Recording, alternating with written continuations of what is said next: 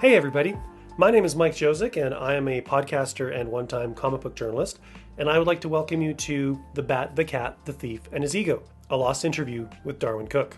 Now if you're checking this out, I'm assuming you're either a fan of Darwyn's or DC Comics or Warner Brothers Animation, and you're probably wondering, what is this deal with this lost interview thing? Well, I'm glad you asked. A little over 20 years ago, I used to run a website called Meanwhile, and it was an entertainment website, and DC Comics used to send me black and white previews of books that they were soon to publish for review purposes, or if I wanted to speak to the creative teams involved. Now, one of those previews was a new book, prestige format release by a somewhat newcomer to comic books. He'd only published one thing prior to this, and that book was Batman Ego, and that cartoonist was Darwyn Cooke. Now, somewhat familiar with Darwyn already because I was aware of his work on Batman Beyond. His opening title credits were probably a big part of why I gave that show a chance, because I was one of the naysayers when the show first came out, and seeing those credits, just seeing that tone and seeing that approach to the show, it made me go, what is this? I want to see. I'm going to give it a chance. So when I'm looking at this preview, it's black and white line art, it's photocopies, it's just stapled together, no dialogue. I thought it was an Adventures style book. I thought it took place in the Adventures universe. Little did I know when the book finally came out, went out and I bought it, and this was a really great, sophisticated, mature, smart, well put together Batman tale.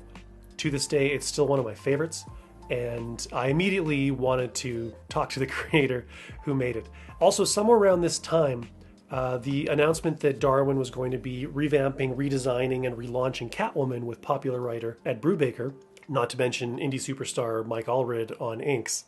That announcement had been made, so going into this conversation, I wanted to talk to Darwyn about the animation work, I wanted to talk to him about Ego, but I also wanted to talk a little bit about Catwoman, which he couldn't really talk about yet, but that was in the wind, and so we discussed. So I reached out to Darwyn. We get together, we have this conversation. It was conducted on February 22nd, 2001. We did it over the phone. It was recorded on a microcassette recorder. And originally I was going to just transcribe it and publish it to my website. But for whatever reason that didn't happen. What did happen was I actually published a very small portion of the Catwoman stuff in my university newspaper. I was writing for my university newspaper, and that's where the title actually comes from, The Bat, the Cat, the Thief, and His Ego, which is a play on the Cooke the Thief, his wife and her lover. That was what I titled the article for that university newspaper, and I always felt kind of bad. That was the extent of it. For whatever reason, I never did get to transcribing it, I never did get to publishing it, and after a while, because it was so Ego and Catwoman specific, it didn't seem timely enough anymore, and I ended up talking to Darwyn again years later. I don't know how many years later. I think New Frontier might have been published. And during that sort of pre-conversation, I apologized for never actually having published the previous work. And he said, "What do you mean?" And I said, "Well, it never went out." And he's like, "Sure it did. I saw it. I read it." And I said, "What are you talking about?" And he was like, "It was in a paper. I read it." I don't know how he got a hold of it. I don't know how. Darwyn's in Toronto. I'm in Saskatoon. He's in Ontario. I'm in Saskatchewan. Hundreds and hundreds of kilometers apart. Somehow he gets a hold of my university newspaper. He reads the article. He gave it the thumbs up. He really liked it. He thought it was well done. He thought he was well represented. And despite it literally being a fraction of the conversation, he was happy. So that was great. It assuaged my guilt a little bit, but it always bugged me that it was never fully out there. And this became even more kind of relevant post-2016 when we lost Darwyn. And there hasn't been a time in the last 5 years where I haven't wanted to pull this out and figure out kind of how to get it out there. And with the technology changing, I figured, well, I don't have to transcribe it. I can digitize it. It would be so much better to hear the voice. And I had to find my tape, and I had to figure out how to play it because it's a microcassette. So I had to find like my microcassette recorder, all kinds of tribulations. And for the last 5 years, I've kept trying to find a way to get this out there. And when this year rolled around, this is the 5-year anniversary of Darwyn's passing, and I gave myself a kick in the ass, and I'm like, I have to do this. I felt that I should probably release it on one of two dates, either commemorating Darwyn's birthday or when Darwyn passed, so I was working with basically a May or a November release date. I missed May this year for various reasons, and as November was rolling up, I kind of set myself to cleaning up the audio and seeing what I could do. Now that's a good opportunity to get into the technical issues with this recording. As I said, it was recorded by telephone on a microcassette recorder, so it is not the highest fidelity audio you will ever hear. It is a 20 plus year old recording. I did as much cleaning up as I could. I'm not sure why it is, but the opening audio is the most difficult. There's a lot of changes in levels and audio quality, and there's a lot of tweaking and fixing. So you're going to notice some kind of transitioning levels of sibilance and hissing, and I got it to the best level that I possibly could. I think you can still basically hear it and make sense of kind of what's going on. Normally I would have just sort of left it out, but a good chunk of it is Darwyn talking about the process of putting together those Batman Beyond titles. So I thought, however this sounds, it has to go out there because it's literally like my favorite part of the whole conversation.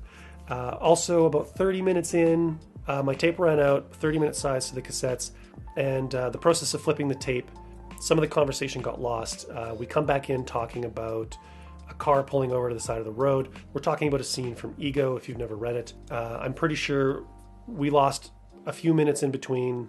At the time, I probably thought I would remember what that bridging conversation would be, and I'd be able to somehow piece it together, or at least keep the flow.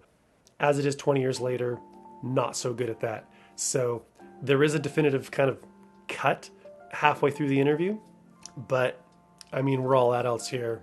We can pick up where things are going, and ultimately I just wanted to maintain the fidelity of the conversation and put kind of as much of it out there as I could in whatever form it was. So if you hate it, I'm sorry. If you don't hate it, then thumbs up.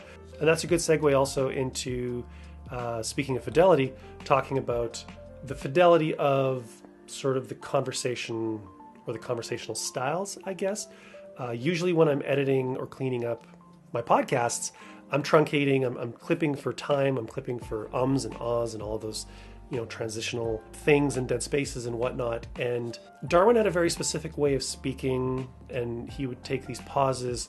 And I think sort of for archival purposes and just sort of to maintain, again, like the fidelity of the conversation, I didn't want to change any of that. I didn't want to actually edit Darwyn. I wanted to just have an unadulterated experience, to basically feel like you're sitting there listening to Darwyn talking the way Darwyn talks without me fiddling.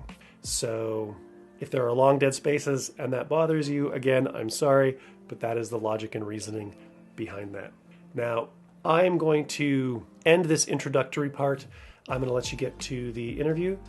I'll do a quick little outro at the end and give some contact information and whatnot if you want to give some thoughts on what you thought of the piece.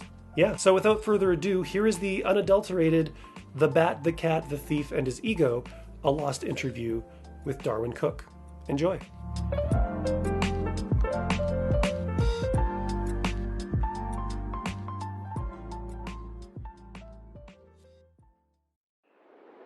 Probably my first exposure to you. No, in fact, yes. Yeah, my first exposure to you was probably the opening credits to Batman Beyond. Right. Which are phenomenal. It's what drew me into the show. I was very skeptical when I saw that. I was like, okay, I'm sitting through this. I know at the time we did it, yeah, it was like, it certainly, I'm as proud of that as I am of anything of it, that's for sure. Was that something that, like, did you storyboard that and then send it away, or was that something you animated? No, yeah, that was a very unique situation, and it's, the first and only time I know that it's sort of been done at Warner Brothers. I can't speak for other studios, but in order to sort of help you understand it, I have to let you know what I was doing before I got to the show. Okay. Throughout my 20s, I'd been a magazine art director, designer, and then I spent a lot of time at an ad agency as an art director, and eventually got into the boarding and production design for commercials. And that led me to doing animation for television commercials. Was that what the Brotherhood animation That's right. was? Okay. And, we did video work and commercials and a lot of just creative animated bits that we sent out as promotion. And we got like a fair amount of attention for the work we had done. And when I saw an ad actually in, I think it was the Journal or one of the magazines, where Warner's was trying to recruit people to work on the shows. And I was amazed that they were even looking for people, you know. You expect that they've got more, you know, from Toronto, Canada. I've been watching the show for 7 years, and I'm thinking, I'd love to work on that show, but I'm sure they've got a lineup down, you know, all the way down the street of people who'd like to work on it. But then I see this ad, so I put a sample together, and bang, I was working on the show a week later. And that was the Batman Superman Adventures. That's right. And part of the sample work I'd sent down was my reel of animation. And a lot of it was all like non-linear, sort of quick cut to music, more video-oriented stuff. And when Batman Beyond came up, which was right after I moved to LA, Bruce and I went out one day, and he said, you know, that stuff you used to do, can you picture taking a song and then doing that for this new show? So from the get-go, we sort of decided we were going to do something different, and then we made a couple of very deliberate choices, and one of them was that we were going to fully animate it in studio, and I would composite the entire thing on a Mac in After Effects. And the other decision was to go for a non-linear approach. Generally in animation, everything is boarded and timed and planned out before it's executed. It's sort of edited before the fact, if you know what I mean. You tighten it up here and there when you're done, but generally editing it when you board it and time it. And what we did here was the exact opposite. The idea was, let's create 40, 50 shots that are just great shots, and then edit this thing together like a film trailer to the music without any regard for how we had intended these shots to be presented. And that opened the whole thing up, because then the music track and the cutting patterns and shots backing off of one another became the motivation for presenting things, as opposed to, you know, like Batman Adventures, the old one, it started, you know, you see the bat signal, you see the car fire up, you know, there's the robbery, he encounters the thugs on the roof, he beats them up, the police show up, and he's gone, right? Pan up to Batman, it's like a little story. And we decided this would be the exact opposite. And at that point, we just started shots that we really wanted to do. So we do thumbnail boards. And I must have boarded, I don't know, hundreds of shots, and then a bunch of the board artists on the show all chipped in. Bruce came up with ideas. And from there, we narrowed it down to like 50 shots that were animated in like probably 25 different ways. Animated all the stuff using every technique we could imagine. Bruce is such a resourceful guy, you know. He's like he's like a mad mechanic, you know. He has so much facility in almost any medium, and we thought it would be really fun to do this thing totally low tech, but make everybody think that it was high tech. So what happened was... When you say low tech, do you mean like hand-drawn animation? Or? Well, yeah, beyond the hand-drawn animation, for example, Glenn Wong, who's the genius sculptor who does all the maquettes from the show, he sculpted a bust of Old Man Wayne, and we painted it, and then Bruce put it on a Lazy Susan in his kitchen and shot it with a high-8 video camera. So that shot of Bruce Wayne's head is actually a bust? Yes, it's a maquette that's been shot on high-8 video. I totally thought that was computer generated. That was the idea. So then I import the raw video footage, I filter it, tweak the stuff frame by frame, we drop a few frames out to sweeten the motion, and everybody thinks it's a CGI shot. So we were having a laugh constructing this stuff on a homemade level that gave the impression of, you know, there's the shot of Batman turning, and there's all the villains swirling around him.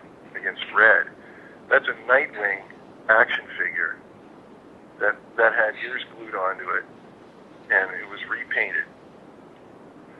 Bruce shot that rotating on a turntable against a piece of blue card. I then import that, and that we had to really work on. I had to redraw the ears and the eyes and everything to sweeten it up.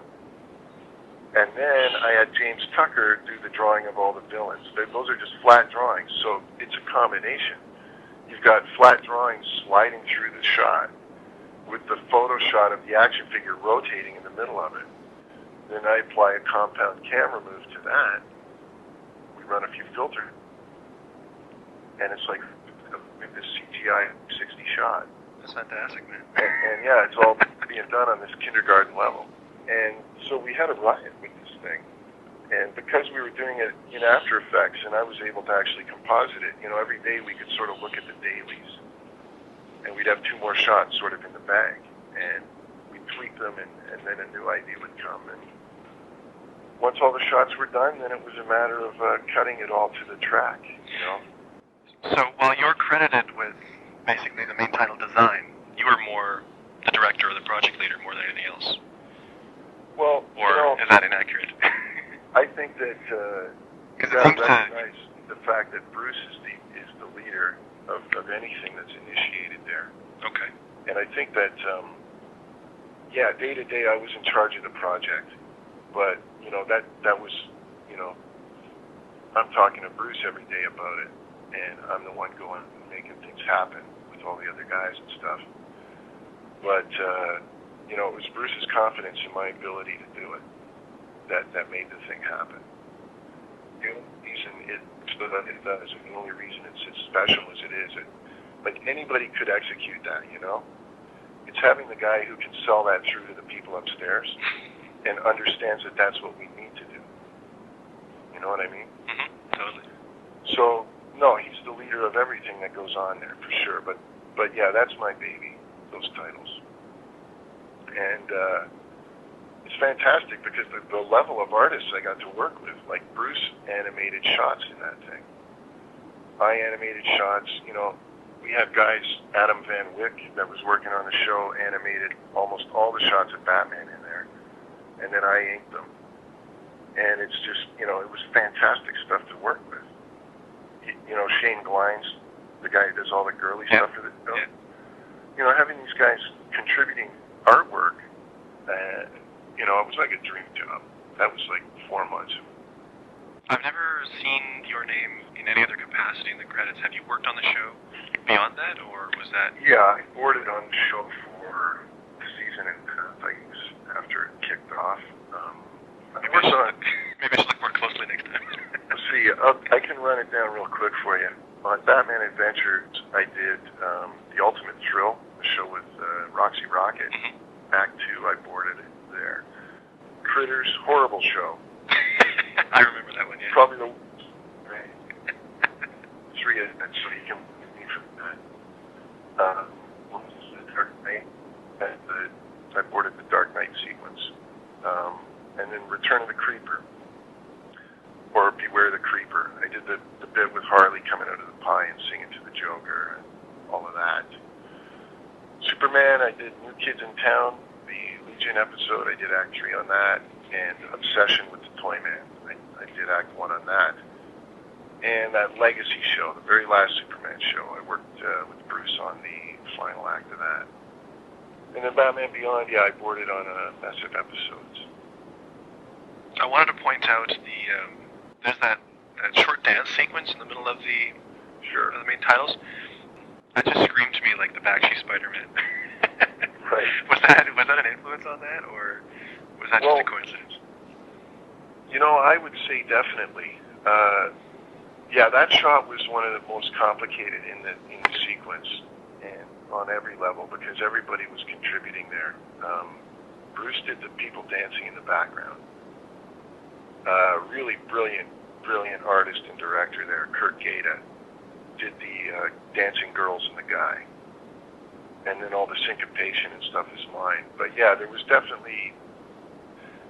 I think Batman Beyond and Spider-Man, there's certain similarities, right? They're sort of like high school heroes. That's true. So I think we were sort of, probably subconsciously that's there, you know. And yeah, who doesn't love that old show? I'd rather watch that than the Saban one any day. Okay, I've also got you here as director of Men in Black. That's right. The anime series. Yeah, I worked this season on Men in Black after Batman Beyond.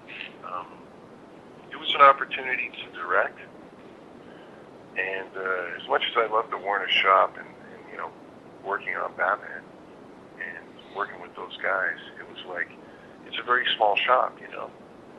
And I'm not exactly young. I'm like 38 now, which isn't old either. But, you know, I wanted to direct, and it was probably going to be a few years before an opportunity like that would come up at Warner's. Because, you know, of seniority and just how many really talented guys there are there. So I headed over to Sony because I always liked Men in Black. I don't know if you're familiar with Miguel Prado. He's a Spanish artist. Was in heavy metal quite a bit. A real talent. And he was the designer of all the characters on the show. And I really liked his work. I liked the fact that the show was a little more lighthearted. Because at that point I was wondering, you know, I love doing the Batman stuff, but wow, it's pretty violent. You know, and there's a lot of innuendo. So it was kind of, you know, a challenge to go over and work on something where you didn't have those easy outs, you know, to make an entertaining cartoon. And yeah, I did 3-4 of those, and it was fun. And by then, yeah, Ego was gearing up, and I had to make a decision. And I figured I'd had enough of animation for a while. So Ego was always something that was kind of on the back burner for you? Well, that's a hilarious story. No, it really, this is like, it's hard to believe that things like this actually happen. Completely independent of any of the work I did on the Batman TV show. I guess I was about 30 years old when I decided I was going to take another stab at getting into comics. When I was 20, I sold a story to DC. But back then, like 100 years ago, they paid you $35 a page. It took me a week to draw a page back then. I couldn't make a living doing that. You know? So I sort of had to let it go. And then by the time I was 30, it was like, I felt like I'd made a wrong turn, because that's what I really wanted to do. It's still, you know, it's I'd ever been. And Batman is, you know, probably got to be my favorite character. And I'd come up with this idea of him having a conversation with himself. Like the idea of these two sides of the character. And I thought, this is so weird. And not working in comics, I started thinking of it, you know, more on the level of a film or a novel, and this surreal journey the character could take. And I got excited, and I ended up sitting down and putting this huge outline together, and then rough penciling this whole thing. Like in 3 weeks, I just went sort of crazy. I thought I had this brilliant idea. And this is 8 years ago now, just keep in mind. I flew to the Chicago Con that year, and I wanted to Archie Goodwin, because I figured he was the guy to show this thing to. And it was like this horrible, it was just the most embarrassing moment, I think, of my life. It was just horrible. I walked into the DC booth, I see his name tag, he's at a desk, and I just walk up to the guy, introduce myself, and I'm going to just show him my stuff, right? And all of a sudden some assistant comes and grabs me by the arm and says, you can't just approach those guys like that. You have to get in a line for a portfolio review. And I'm like, yeah, but this is for Archie Goodwin. It's not really for anyone else. It's specifically for him. And they said, well, you're going to have to wait till you see him at one of the reviews and get in line. So about half an hour later, I'm in Artist Alley, and Al Williamson is looking at this stuff. And he said, have you shown this to Archie? And I said, well, I'd love to, but I really can't get to him. They got these rules at the booth.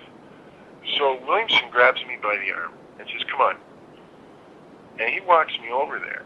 And he talks to Archie for a minute. And I could tell Archie thought I'd put Williamson up to that or something. I could tell he was bugged by it. And then Williamson came back, and he was kind of short with me. And I was like, fuck. So I think it was the next day, I was in some other friggin' line, and Goodwin was walking by me, and he took pity on me. I guess he saw me, and he recognized me, and he took pity on me.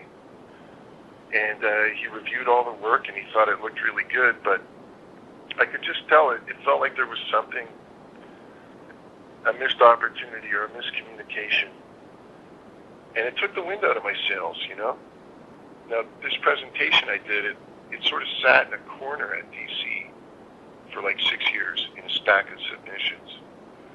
And when Mark Chiarello was given his job there as editorial art director, the office they gave him had all these old submissions in it. So he's throwing them out, and he's looking through them as he goes. He finds my proposal, looks at it, dials the phone number I had put in the proposal. It's 6 years old, but it's still the same number. Hey, are you Darwyn Cooke? And out of the blue, he's saying this ego thing. Do you want to do this thing? I think this is great. So all of a sudden, the project's alive. But by that time, I'm working on the Batman TV show. So Mark and I had to wait about 1.5 years until I could find the time to do it. But when he found out that I was working on the show, it was like, you're kidding me. Because I thought, well, Bruce must have told him to call me or something. He said, no, I just found this old submission in this big pile. And that's how it came about. So that's why Mark Chiarello is credited as the, in the back of Ego it says, if it wasn't for Mark, this never would have happened. If he hadn't have pulled that thing out of the garbage, yeah, who knows what I'd be doing right now.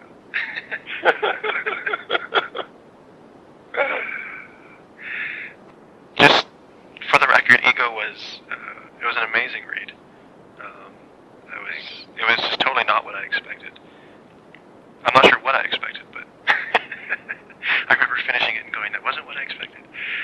I was kind of curious about why a story that takes place in regular Batman continuity, like it's obviously not a part of the animated universe, why it was done in the animated style, or is that just your style? Well, yeah, you get to it's funny, I think that there was a whole group of us, you know, not a big group, but probably a tight knot of guys, probably spread out all over the world. We're all about this age, you know, let's say 40-ish, a little younger or a little older than that. And that, you know, that's Bruce and me and you know, probably Allred, a ton of people that were exposed to Alex Toth, I think, when we were young. And I know that when I was exposed to that work, at first it was really off-putting because of its simplicity, but I couldn't stop looking at it. And, you know, that leads you, you know, into other areas. If you become interested and you're into the art. And back then, it wasn't so long ago. So, you know, Toth took me to Eisner. And then I got into Frank Robbins, like heavy duty, the Johnny Hazard stuff, Kniff. And you begin to tie all these influences together when you're a young person. And then when I got out and it was art directing magazines and advertising, I was looking at New York illustration. And there was a lot of things happening at that point in time, and this is like mid-'80s, where a lot of advertising art and illustrators were evoking the 40s again. You know, like matchbook cover art and old advertising art, you know, of guys in suits, you know, drinking liquor and stuff. Those techniques came back in vogue again because of nostalgia. And I was experiencing them on a design level. And simultaneously, I'm looking at comics and looking for comics that had that in them. And at the time, there was nothing except European stuff. You had to get Daniel Torres, Rocco Vargas, Yves Chaland. These were the guys doing that type of work at the time. So you filter all that stuff into it. And then one day in like 91 or 92, you turn on this new Batman show going, getting ready to be disappointed again. and bang, you see everything that you ever thought was right, all put together in 60 seconds. The opening sequence of that show, the first time I saw it, you know, and it's like, the animated style was like, it was a reaffirmation of a lot of things I think that a lot of guys knew was right and really loved and hadn't been there for a long time. And Bruce was the guy who had the force of will and, you know, the taste level to sort of make sure that it got out there again. And so it gives everybody, you know, that shot in the arm at that point. You see that and you go, holy shit, if they're doing that, then maybe there is hope, you know? So the animated style, yeah, to a degree, it's like it's an inherent part of the way I think and draw. You know, that's a long answer to your question, but it's a perfectly good answer. But yeah, it's like there's a real fusion there. You know, I found it really easy to fall into Bruce's thing because it makes perfect sense. Like if you have a taste level and you understand this type of artwork, then you just can't argue with you know what Bruce is laying down. It's real easy to embrace it. There are differences, I think, in the way we draw, and I think they'll become more apparent in more stuff that I do. Ego was done right after the animation stuff, so I think there's still a lot of that was in my head, you know, as I'm working. I know there was a deliberate attempt to make sure it didn't look exactly like, you know, a Gotham Knights comic. But you can't get around the fact that it's got a lot of that in it. You mean Gotham Adventures? Yeah, excuse me. Okay. Yeah, Gotham Knights was what we called the show, that season of the show. That's right. Okay. Oh, was it really? Yeah. Take your time, man. I just got lost, man. Yeah, I'll try to keep my answers briefer. No, it's cool, it's cool. I was just flipping through Ego before I called you, and I noticed something I never noticed before. That is, the Waynes have a Picasso over the mantle. Yes. I wanted to ask where that came from. Well, I'm just, you know, I think that, and again, and I've discussed this recently. I was explaining to him that, like, writers tend to think of character in terms of what a person is thinking or saying. And animation, character animation in particular, it's sort of, you know, the number one rule is that the way a person moves or the way a person looks is at least half of who they are. And if you logically extend that into the room, you start thinking, okay, what would the richest man in Gotham City, with hundreds of years of breeding and taste and education behind him, we're looking at, you know, when Bruce was a young man. To me, it's like the 40s or 50s is sort of the time frame you think of when Bruce was a kid. What would a super rich, you know, super well-bred guy have over his mantle at that point in time? And, you know, I don't think it would be conventional landscape. Yeah. And, yeah, I love the idea of evoking that sense that the Waynes were pretty hip to what was going on, you know? And that this was once, you know, a really sort of smart and together couple. There's that, it's such a no-brainer to just think, okay, they were older, and there's genius to it, but it's more fun to, you know, show them in their robes on the couch like human beings, you know? And then, yeah, there's the art on the walls and all of that. It adds a little layer to them. Was that Demoiselle, or there's only the Demoiselle d'Avignon? The painting? Yeah. Yeah, the thing is, okay, I really probably shouldn't be admitting this, because I don't know if someone's going to come after me for that. Yeah, you know, what I did was I flopped them, and then I flopped it, and then, you know, like I contrasted the hell out of it. I did a lot of things to make sure it didn't just look like I'd taken his painting, you know.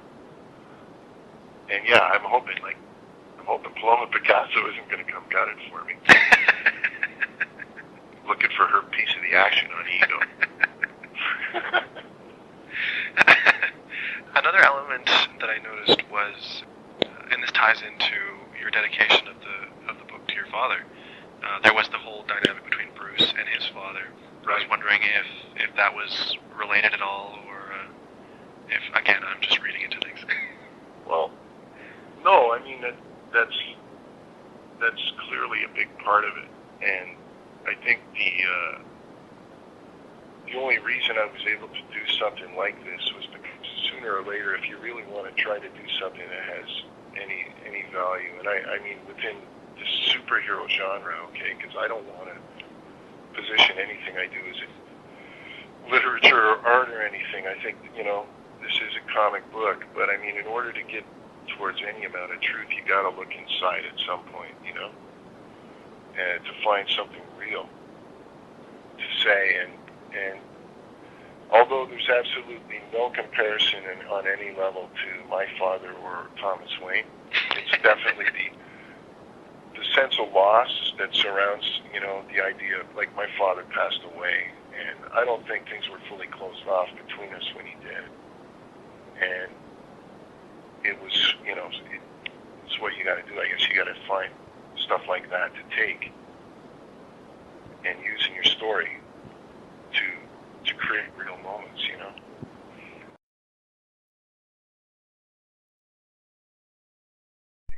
After they leave the guy's house in the car.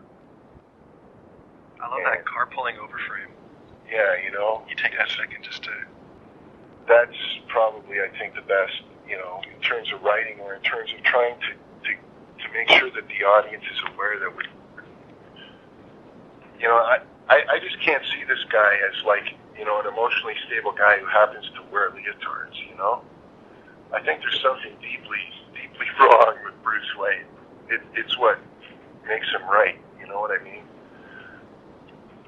I don't think he's totally sane to do what he does, and I think it's so important to show,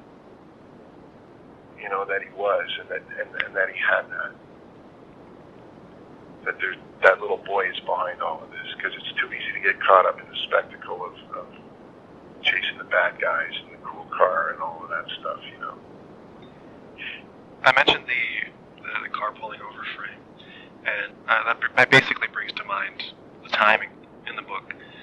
Further down that page, there's the exterior shot of the car, and the quote-unquote camera, pulls back. No dialogue. It's just strictly. Yeah. Is the timing just a innate storytelling philosophy you have, or does that come from the animation work? I think that it's probably important to note at this point that, Ego was laid out, like that entire comic book was laid out before I did any of the animation work. And those layouts didn't change when I went back and redrew it. I mean, my drawing was better, but the timing and the pacing was all exactly sort of how I laid it down. And I think that I owe that probably to Will Eisner.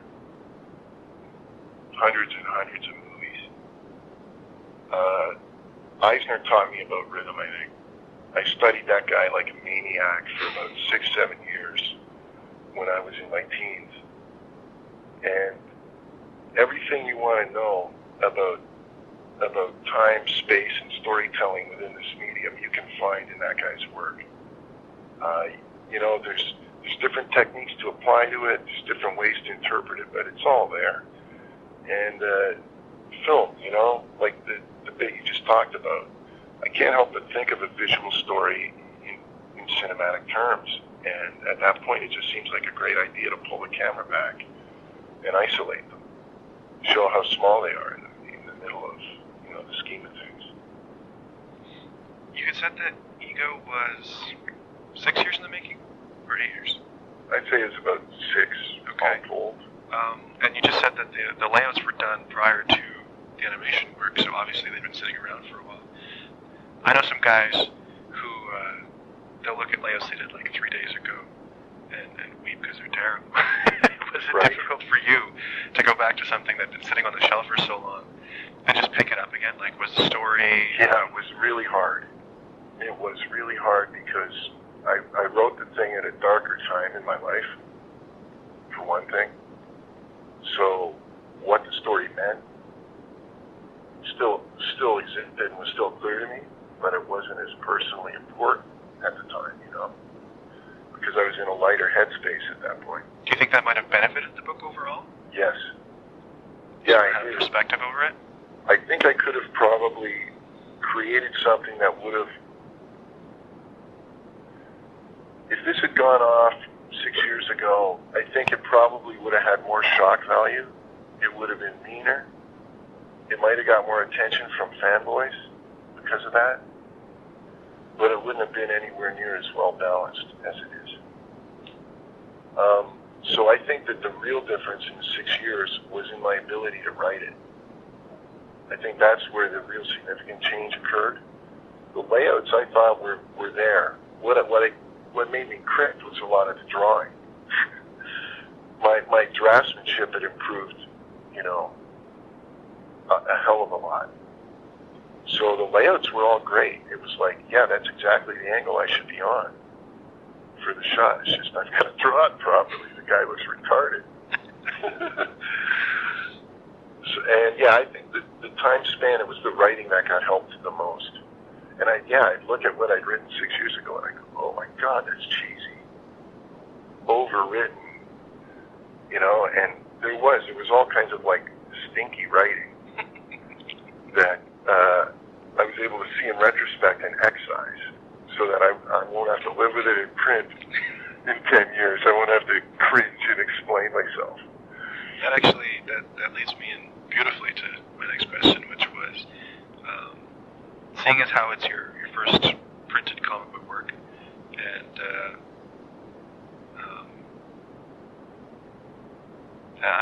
it's beautifully packaged. It's a great story. Like, how do you feel about this? 10 years down the line, looking back and going, I did Ego.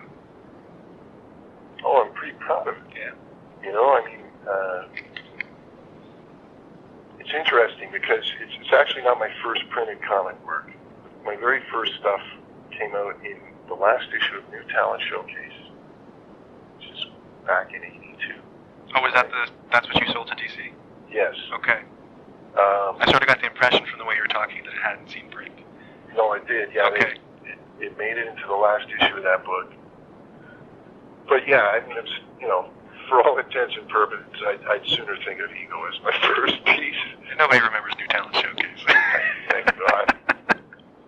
I'm just telling you, man, they had Tex Blaisdell ink this thing.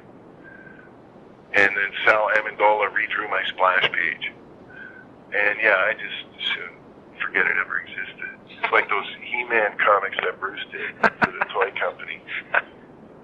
I tell you, I had a buddy, when I was in LA, a buddy up here found some of those things and sent them down to me. And I went into Bruce's office one day and I threw them on his desk and I go, do you want to explain these to me? And he goes, oh, fuck.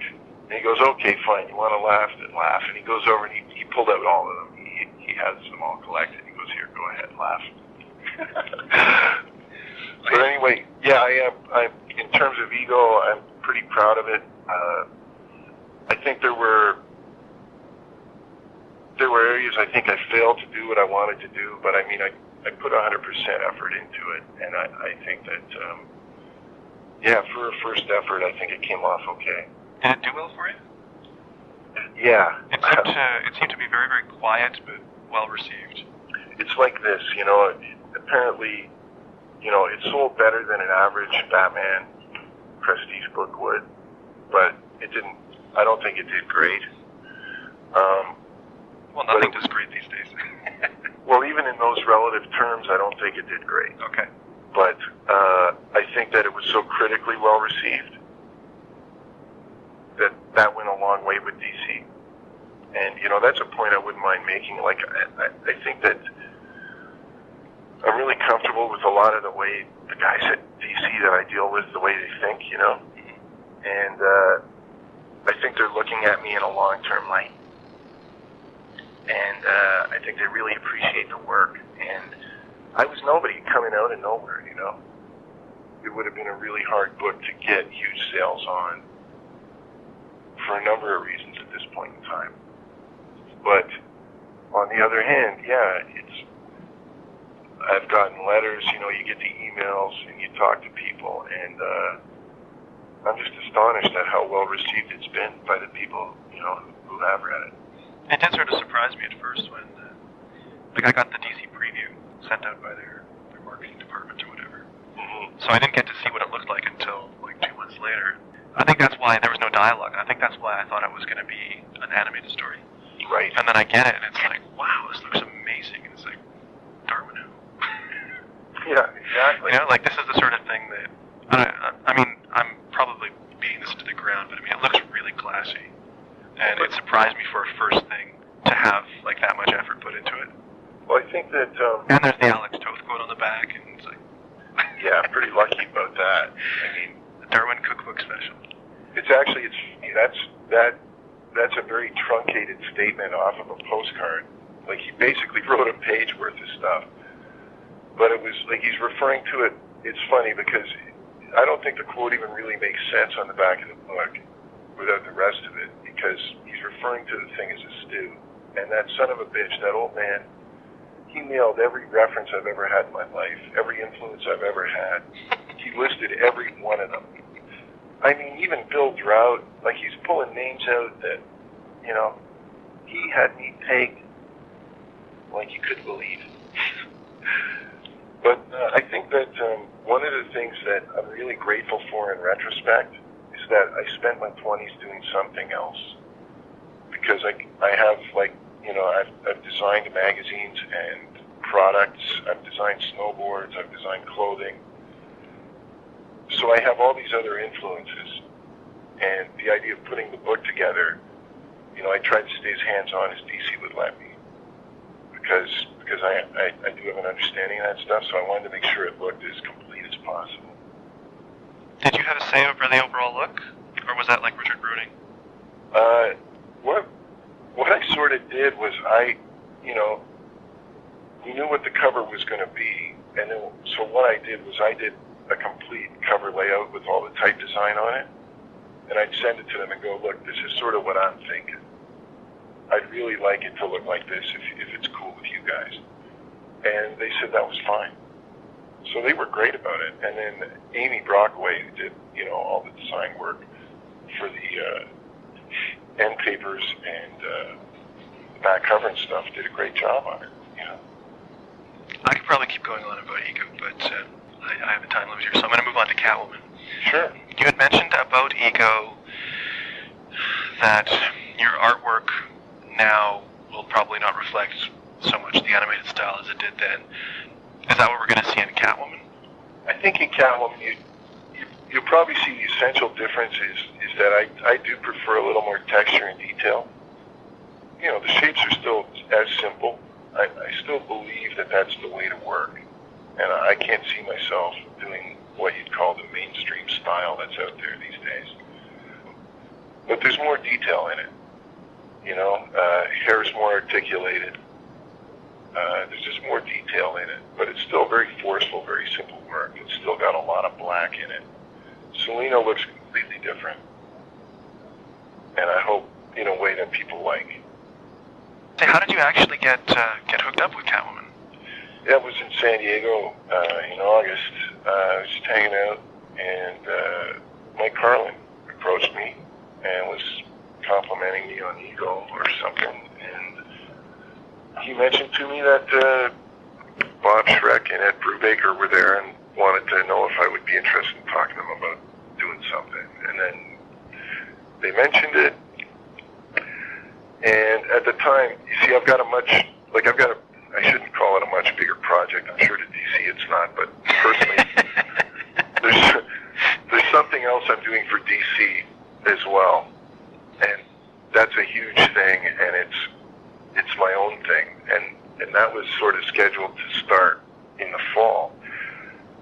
So then Catwoman came up, and it was a great opportunity because unlike most people, I don't want to be on the best book. I don't want to follow the best guys. Catwoman's like a great character that's been horribly treated for a long time, I think. So that's the perfect place to jump in. And they were allowing a redesign. So everything about it was right, except the timing. So that's been a real pain in the butt. But that's how it got started. And then when I got the design done, I did 4 covers up with it's also got a radically different design, I think, for the cover compared to most comic books. And DC really liked that stuff. So that's when the decision was made to let the regular title cancel, or, let it go, and then relaunch it. So that delayed it a little more, and that's sort of how it came about, though. Are you finding it a challenge to adhere to a monthly schedule, or is that just No. Just between us girls, quite frankly, I cannot believe the amount of crybaby crap that you hear in this business. from whining babies about how they can't get their work done. Wow, there's way worse ways to make a living. And it doesn't take that long if you apply yourself, Storyboarding really helps. That breaks you of a lot of your problems, because you have no choice. You've got like 300 panels you've got to draw every month in, month out. And not only do they have to look good, you're basically directing 7 minutes of film. It's all got to make perfect sense and be exciting and be more or less on model. So it breaks you of a lot of that. And now I find that I don't have much trouble with meeting deadlines. So you're bringing a work ethic and an approach from a different medium to the Exactly. comics. Well, yeah, when I was 17, I started out as a construction worker, So I sort of got a different approach or point of view. A lot of the younger guys that I know, they went to art college, their parents paid for art college, and then they slipped into this.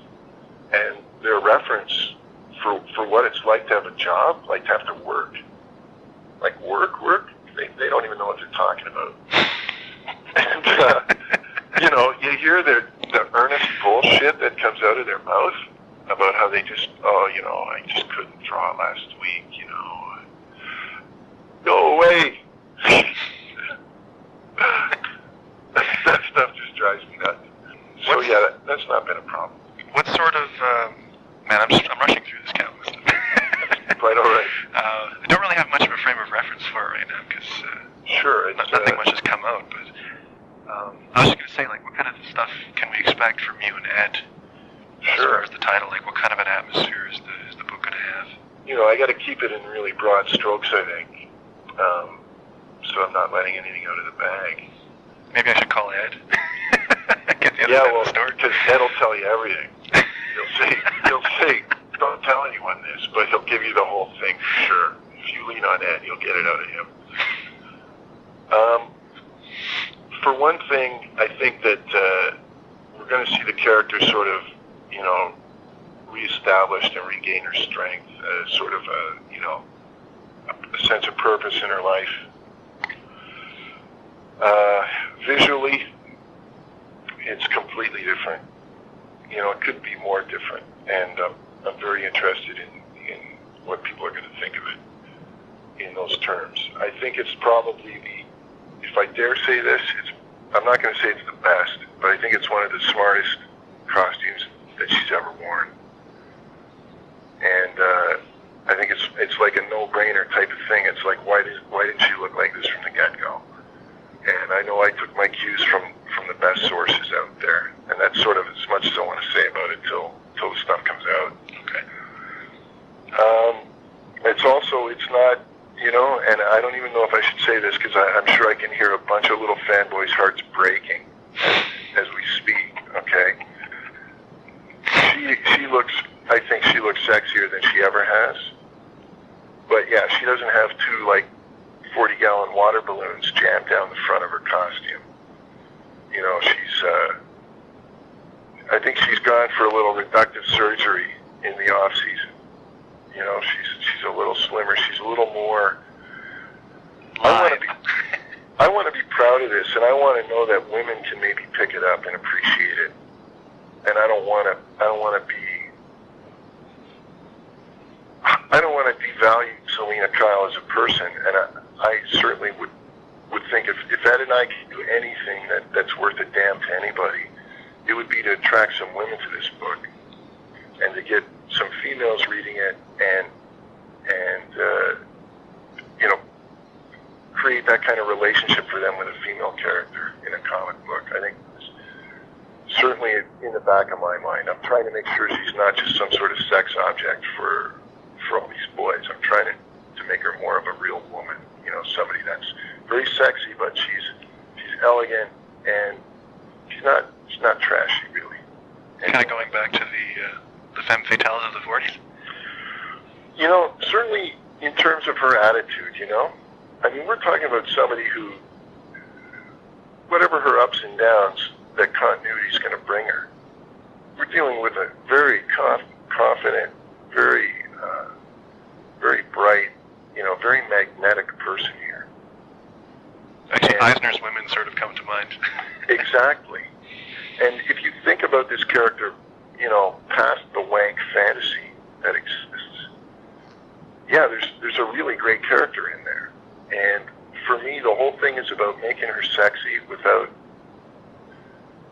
making her slutty or making it sexist. I want that sexiness. Of course, she looks beautiful, but I want it to come out of who she is and the way her attitude and the whole approach she has to things. I don't want it to come out of two big hemispheres poking you in the eye on the splash page. Well, it's hard to jump around with those two. That's what I always figured. You don't see any acrobats with well endowed. It doesn't make any sense at all on any level, none of it. And we're the long hair coming out of the back of come on. Sure, it looks cute, but people are going to grab that. It doesn't make any sense. And that's a big thing for me when it comes to superheroes, and that's why I'm sort of staying on the tertiary or the outer edge of the superhero thing. I need a certain amount of believability mixed into it in order to work on something that has a serious tone like this. If it's just for fun, I could do anything. But if it's got a serious tone, then it's got to be grounded in some sort of reality for me. And I think that's why I prefer, say a Batman to a Superman. But yeah, Catwoman, we can't ever run around with 2 feet of hair and, these big bucket-sized breasts and all that kind of stuff. It just doesn't make any sense. It's kind of laughable in a way. Oh God, don't say I said that. Please. If you're going to strike any comment I've made all day off, strike off the laughable comment about the way she looked, please. Okay. I've read that website. I've read the message boards. And yeah, the last thing I want to do is have these people gunning for me because I didn't like Jim Ballant, Catwoman. Which website? The DC. The DC message boards for Catwoman. Okay. Yeah. It's oh no, man. So is Catwoman going to have a Picasso over her mantle, or is that going to be pushing it? I don't know what she's going to have. You see, I can't tell too much of the story, but I can't just say, she's just sort of getting things together, in the first arc. So a lot of that probably won't be carved in stone yet. I'll tell you, I've got one, and I'll let you know, but if I ever see it in the comic, I'll know who to come and get, because I'm saving this one for first time I get to draw Lex Luthor. I'm going to show him in some private office he's got, and behind the desk, I'm going to have a huge chunk of the Sistine Chapel ceiling that he's obviously just had guys rip out and steal. And he's got it on his wall behind his desk now. It'll be like God and Adam, just about to touch fingers. And yeah, it'll be like he stole the thing. He just had the chunk of ceiling ripped out and knocked to his office. Oh, he would have left a copy in the chapel. Just a couple quick things. Sure. I wanted to ask you if you're ever going to contribute to any of the animated books in any way, shape, or form. When the Batman Adventures was out, they had Bruce Timm and Paul Dini and Glenn Moore-Cammy, and I'm glad you brought that up, actually, because it had slipped my mind. I'm actually going to be the regular cover artist on Batman Beyond. Excellent. Starting after Stealth Freezes? Yes. Excellent. Exactly. Yeah, I've already got 2 of those in the bank, and yeah, that completely slipped my mind. So I'm going to be doing that for, I guess, as long as we all want me to do it. A little extra dosh on the side. Well, yeah, and just, it's nice to I love doing that stuff, And with Batman yeah, it was like, the cover, sure, it's like, I really feel like of anything I did there, that's one place where I sort of think I was able to really contribute. So with the look and feel of that character, so it's fun to do. All right. The other thing I wanted to run by you quick was you'd mentioned Alex Toth nailing all your influences, and just to maybe add to like the little bio or whatever at the beginning, if you can run through maybe like a half dozen of them. Sure. Obviously Toth and Kirby. So yeah, those are the big guns. You know, in terms of storytelling, it's definitely Eisner, all the way. Other guys who've been an influence on me, you know, Neil Adams was a huge influence on me when I was a kid. You know, as much as I've dropped a lot of what I learned from him, I know it really motivated me to get involved. Steranko is a huge influence on me. And Bruce, you know, don't tell him I said that. You know? So you want me to streak that one too? No, it'll make him feel good. Okay. You know how it is. You know, guys like he and I, you never know if the guys, you know, it's competitive. It's competitive. So yeah, put in a nice remark there. Okay. All right. Well, I'm gonna have to cut this off now. Okay, Mike. Thanks very much. Oh well, thanks for taking the time to listen to all that babble. This has been fun. There's also, there's a bunch of other stuff I'm doing that I can't really talk about right now. Okay. But probably will be able to within a few weeks. So if there might be a pretty cool update by that point. Okay. Okay. Do you have a website of any kind? No, at this point I don't. Okay. I'm bereft of web. Okay. But I'm thinking about it. And I guess I'll call DC and see if I can get some artwork from them. Yeah, I don't know. I know that they're going to show a little bit of the Catwoman stuff for that RPP show. Retailers, whatever. But I don't know how much of that they're going to leak out. Okay. Yeah, and I can't, or they'll kill me. Okay.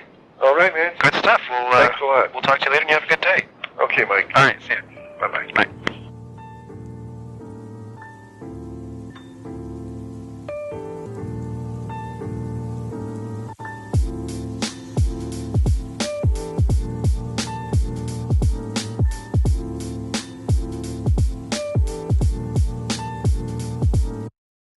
And there you have it. That was my 2001 lost interview with renowned award-winning cartoonist Darwyn Cooke. I hope you enjoyed listening to The Bat, the Cat, the Thief, and His Ego. I know it was a real trip down memory lane for me. I don't know if anybody noticed, there's some interesting audio artifacts. Like I said, this was never meant to be heard outside of myself as I was transcribing, so there's some noise in there from my little kids, and like you can hear some dishes, which just kind of took me back and sort of recontextualized sort of the whole thing for it and gave it a new sense of place for me. And just hearing Darwyn talking about kind of a new exciting project, pretty sure he's talking about The New Frontier. If my comic history timeline is correct, after Ego, somewhere in there, New Frontier got greenlit. And while he was developing that, Catwoman came up, and because he couldn't dedicate all of his time to Catwoman, he only did the first 4 issues. He helped redesign, reinvigorate, and relaunch. Mike Allred assisted with doing the inks on the artwork so that Darwyn didn't have to finish the pencils and could dedicate time to this other project. So that's kind of interesting. Also, just hearing an artist whose work is considered so seminal and who's left such a significant footprint on the industry, just to kind of jump back, like the historian and the archivist in me just get such a giggle out of listening to this guy talking about process in the industry and just, you know, just starting to roll out into his comic book career, and just kind of the optimism and excitement. I don't know, I thought it was fun. And, you know, like those Batman Beyond main titles, they remain, like I still kind of get goosebumps when I'm watching them. And knowing that something that remains sort of so impactful and significant to me was something that he was so proud of at the time, probably remained proud of. And the way he talked about the process and how much work it was, but how fun it was, and working with, you know, Kurt Gaeta and Adam Van Wyck and James Tucker and Bruce Timm and just all the techniques. Like, I mean, come on, that's fantastic. So if you got as much of a kick out of this as I did, I'd highly appreciate it if you liked and shared the content on your social media.